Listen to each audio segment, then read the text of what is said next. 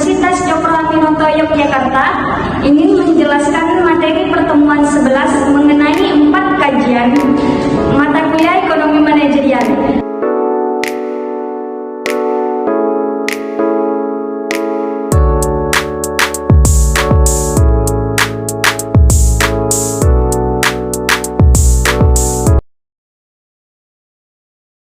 Maksud dan tujuan video ini dibuat adalah untuk pemenuhan tugas akhir dari Bapak dosen Bapak Hanang Liasto, SEMN.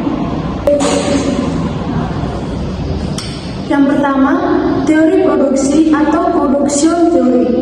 Pengertian produksi terdapat 2 bagian. Yang pertama, proses mengubah input menjadi output. Yang kedua, produksi meliputi semua kegiatan untuk menciptakan atau menambah nilai atau guna suatu barang atau jasa. Perusahaan dan tujuannya teori produksi. Perusahaan atau unit usaha mengorganisasikan dan mengkombinasikan faktor-faktor produksi. Beberapa banyak input produksi harus disediakan, yaitu tenaga kerja, kapital, land, dan sebagai berikut, untuk dapat menghasilkan produk dengan cara yang efisien. Konsep biaya produksi.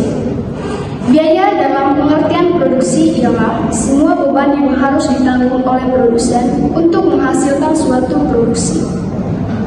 Biaya produksi adalah semua pengeluaran yang dilakukan oleh perusahaan untuk memperoleh faktor-faktor produksi dan bahan-bahan mentah yang akan digunakan untuk menciptakan barang-barang yang diproduksikan perusahaan tersebut.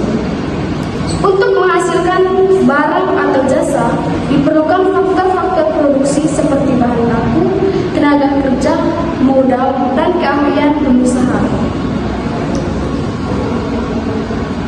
Yang pertama, di sini ada bahan baku atau bahan dasar termasuk bahan setengah jadi. Yang kedua, bahan-bahan pembantu atau penolong. Yang ketiga, upah tenaga kerja dari tenaga kerja kuli hingga direktur. Yang keempat, penyusutan peralatan produksi. Yang kelima, uang modal sewa.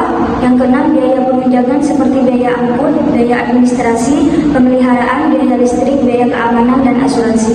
Yang ketujuh, biaya pemasaran seperti biaya iklan. Yang delapan, pajak.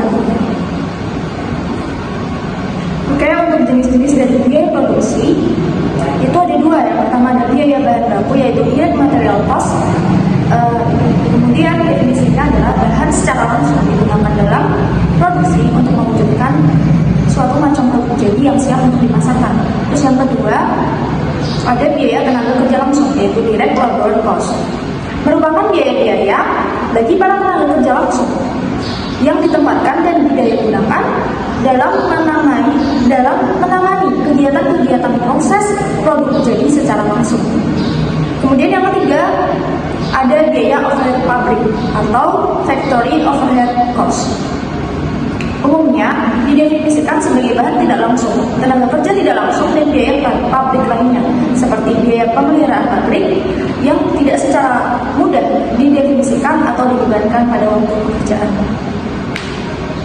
Teori biaya produksi menurut jangka waktunya dibedakan menjadi 2, yakni biaya jangka pendek dan kedua biaya jangka panjang. Sekian penjelasan materi pertemuan 11 dari kami. Selanjutnya, kami akan memperkenalkan kampus Universitas Cokro Aminoto Yogyakarta. Saksikan.